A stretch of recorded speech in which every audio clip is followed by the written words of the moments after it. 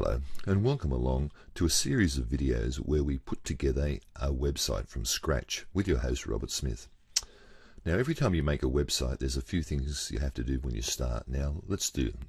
The first thing we're going to do is what's called managing our website. In other words, telling Dreamweaver where all our assets are. So if I go under Site menu here we are in Dreamweaver.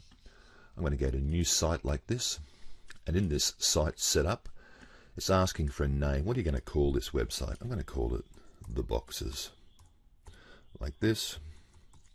And then in this local site folder here, it's going to say whereabouts are all the assets. Where's everything concerned with this website? Where are you going to keep it? So to find that, I'm just going to click on this little browse folder there, go to my desktop, and there it is. There's the folder that I've set up before I even started. Now that's been covered in a previous video how to set up this folder. So I'm going to select that, the boxes, and click choose. Now in our advanced settings over here under local info, I'm going to click on that like this, and I'm going to tell Dreamweaver where my default images folder is.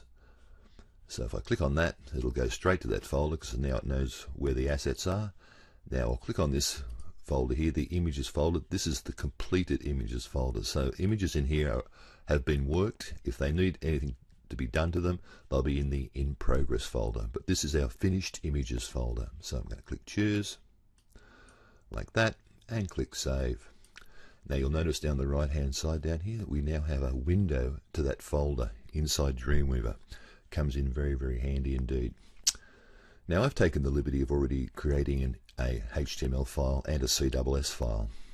So let's open them. I'll open up the index.html, which is always the name of the first file in a website. So I'm going to double click that to open it up, and I might go to split view so I can see what's going on. Right now it's quite a minimalist file. It just has a HTML5 doc type up here. More of that later, and we'll forget about what's up in the head. But down here is where all the action is, in between these body tags, which has been explained in a previous video how that works. But I've taken the liberty of putting in what's called a div tag. Now this is beyond the scope of where we are at this stage, but a div tag is like a container. Now I've called mine wrapper. It's the same thing. It's a container that's going to contain everything, all our images and whatever, and it's going to put some restrictions on it, like how wide it's going to be. But more of that'll be in an upcoming video how to do all that. So let's just accept that that's there, and we're going to use everything. Everything we do is going to go inside this wrapper div, or this wrapper tag, div tag if you like. Okay, so the first thing we're going to do now is connect our CSS to our HTML. And again, I've already created a CSS file with a few rules in it already. So to connect that, now I'll go into code view so we can see what happens when we do that. We can see all the code. I'm on the HTML over here.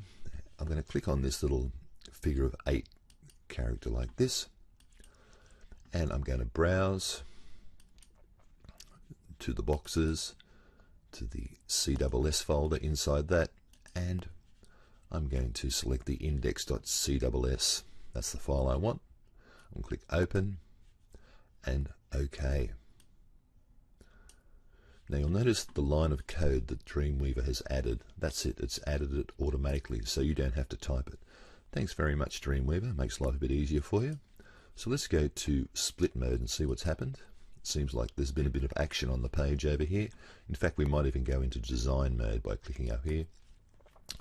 And as you can see, the minute we connected the CSS to the HTML page, some of the rules, which I open up down here, which I've already put in, have kicked in. And all the rule says is to this thing's called the wrapper div here. That's what you're looking at, this grey area here. So when we place content on this page, it's all going to happen inside this grey area. Nothing will go outside that.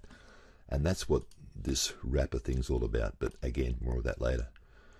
Okay, so now our page is set up. It's ready to go. It's ready to receive some content. And we'll do that in the next video.